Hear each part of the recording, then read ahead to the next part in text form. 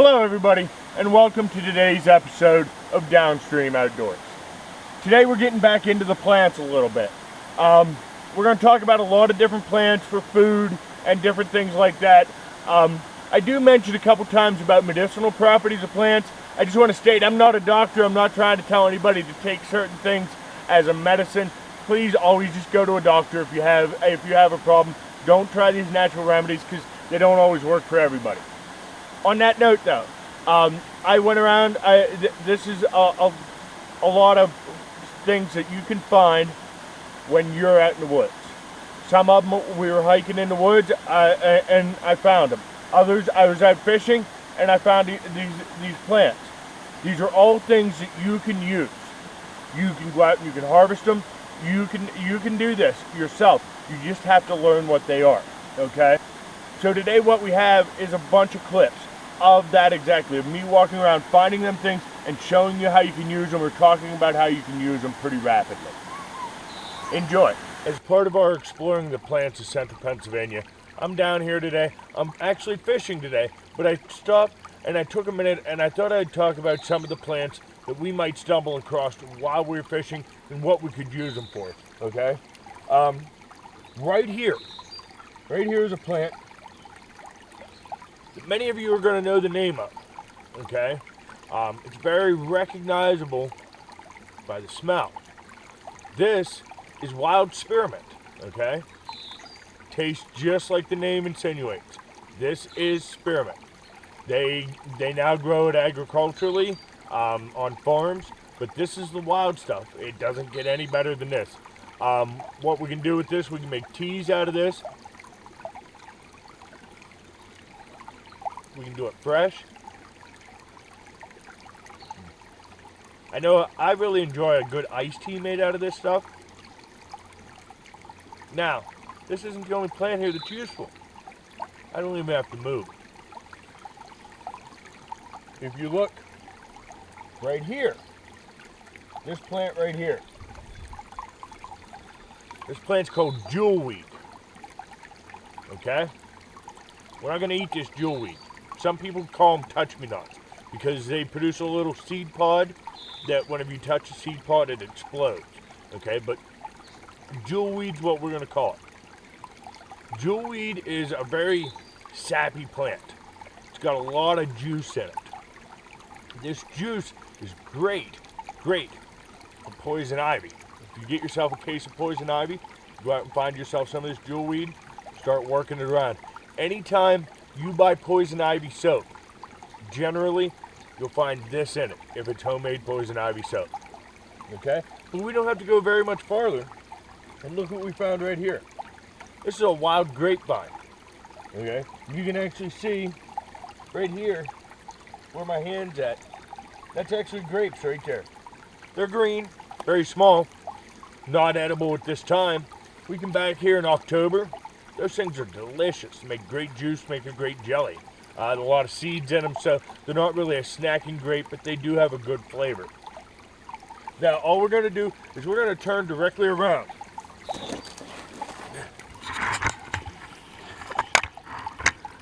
This tree right here, this is a black willow. Black willow is a medicinal tree. The actual original aspirins that they made, the active ingredient in the aspirin was a derivative of this black willow tree right here. You can still capture that same derivative, harvest some of the bark, brew it up into a tea. Works just like aspirin. It's an amazing natural remedy for pain relief. Found a real treat. Right here, and right here we found something called Indian cucumber. Okay, they produce a nice little tuber.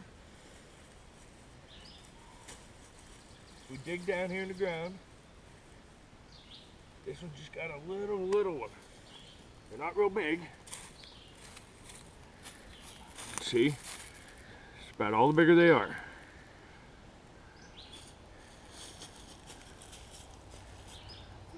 Just a little guy like that. Got a little bit of dirt on him.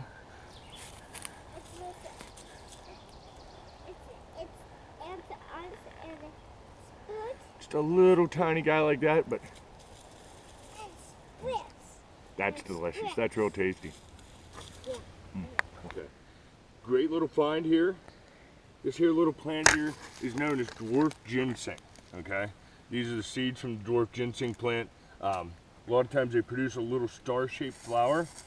But this is another one of these plants. If we dig down here, we're gonna find a little round ball. Gotta follow the plant along the ground.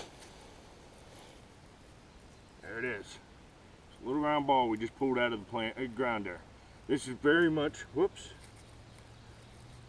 like the ginseng supplements that you would buy. This isn't the true American ginseng that everybody goes crazy about. The reason being, because the roots are significantly smaller on the dwarf ginseng than what they are on the American ginseng that everybody wants to buy.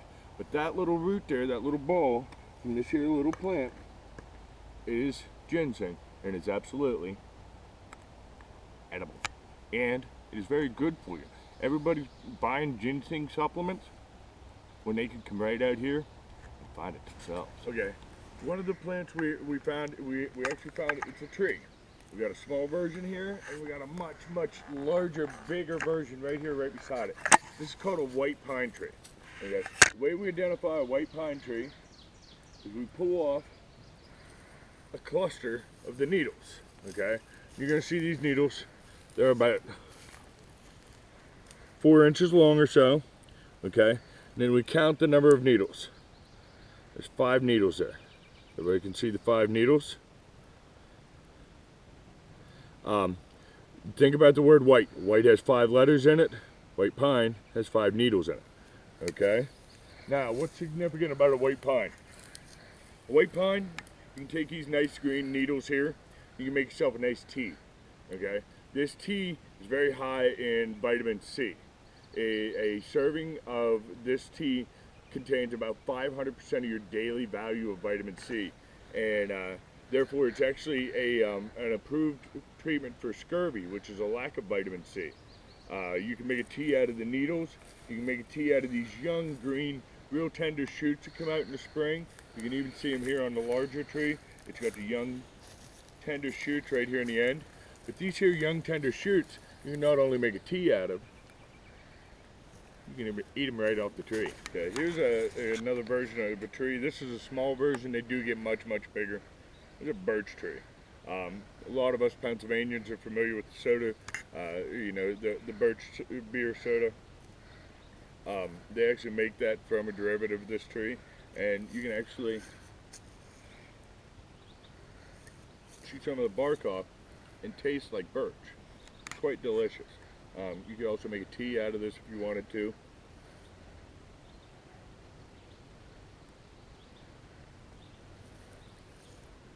Okay, here we got a nice little grove of hawthorns. Hawthorns are a nice shrubby plant. They got large spikes, thorns on them. They can really get you if you get into them. However, you can see right on top here, you see that little bit right here? They produce a berry, a hawthorn berry. They look kind of like little apples, so people often call them crab apples, but they're only about as big around as the end of my finger, and they'll turn a nice bright red. Now, the berry themselves are delicious. The only thing is you should not eat the seeds. You only eat the fruit. They're very seedy though, so a lot of people don't really mess with them. But if you take the time to separate the fruit from the seed, they're a delicious treat. The reason you should avoid eating the seed is the seed actually contains cyanide, which everybody knows is a poison.